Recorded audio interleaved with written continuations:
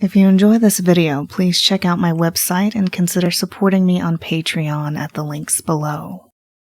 Hello again. Welcome to another session with me. Yet another opportunity to let the bothering world go away for a little while. Just for the opportunity for a single person to bother your mind. I'm just kidding. Just a bit of my own weird, therapeutic sense of humor. Seriously, I hope you don't feel bothered at all by our sessions like this. I hope you find them as enjoyable and as productive as I do. It's always nice to be able to work with someone receptive and open-minded, willing to explore their own selves and become better as a result. I take it your week has gone well, feeling more at ease and calmer about the day. Your focus centering where we want it, yes? That's good to hear. It has been the purpose of our sessions, after all. I know it might feel tedious to bring it up every so often, but sometimes it can help our progress to know where we started in our journey and why we moved forward in the first place, working on your eyes being downcast so often, afraid to look people in the eye. You've been making excellent progress to that effect, doing it less often, and the more we talk about it, the more we can identify the why to shape what we do going forward. Just like the more we talk about it, the more you can find yourself getting comfortable and settling into letting our session begin. Familiarity from past sessions, from the resonating, engaging sound of my voice can settle over you like a warm blanket and surround your senses along the surface beneath you. Muscles cushioned and resting easily, mind cushioned and resting easily in the sensations that make it so easy to slip into a light trance. Everything about what I'm saying can feel so familiar, so effective for letting our sessions begin, that they can ease you into the unfamiliar, that anything I might say to you soon won't at all disturb the hypnosis you happily, slowly sink into.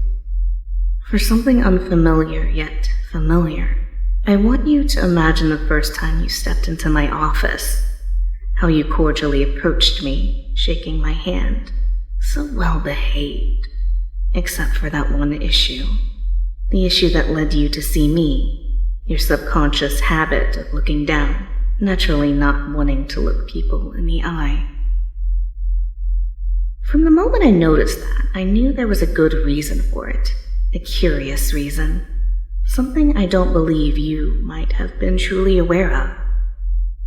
For the people you meet in everyday life, I'm sure it would register to them as a lack of confidence or a diminished sense of self, especially to women where your habit is much stronger. But I believe the reasoning for that habit is misplaced. It is not that you are lacking anything, but your gaze is finding something plentiful. This is something I've noticed from a subconscious habit I have during sessions of having my ankles crossed over one another.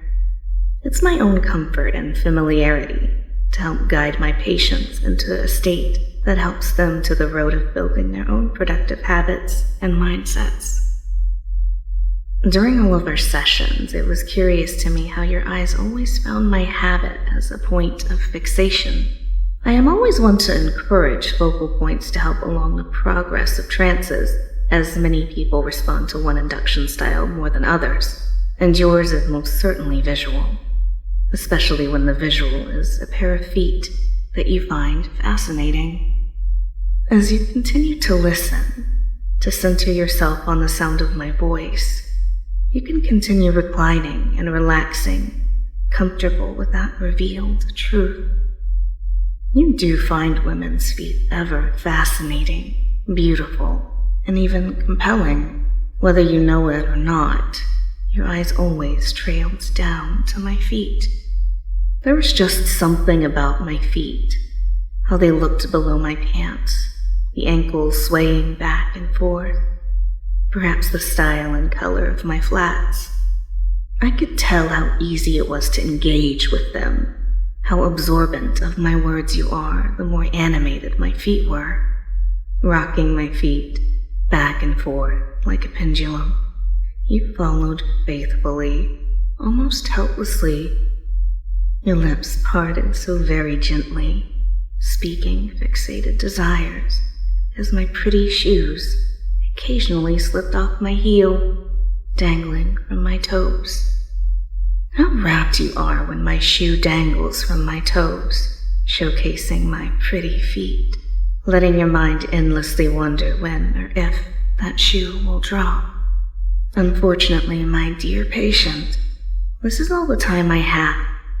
The more interesting conversation takes place in the full file, which is entirely too spicy for this public venue. For now, though, I'll leave you to your imagination. Who knows what adventures lie afoot?